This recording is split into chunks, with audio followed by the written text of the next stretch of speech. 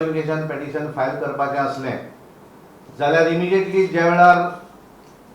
काँग्रेस आमदार विश्वजीत राणे त्यावेळेचे त्यांनी जेन्ना रिजिग्नेशन दिलें त्या वेळार इमिजिएटली सभापतीच्या समोर तें डिस्क्वॉलिफिकेशन पेटिशन फायल करपाक जावपाचें,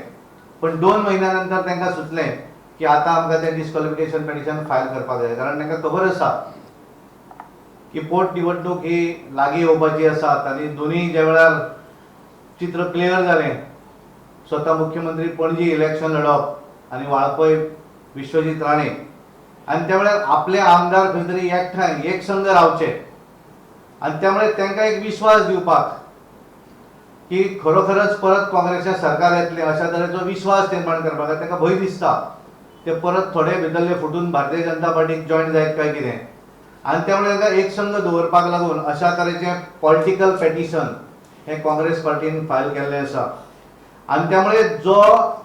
आमदार एखाद्या विधानसभेचो मेंबरच ना अशाच हाचेर डिस्क्वॉलिफिकेशन पेटिशन फायल करपाची म्हाका दिसता ही देशांतली पहिली घटना आसपाक शकता।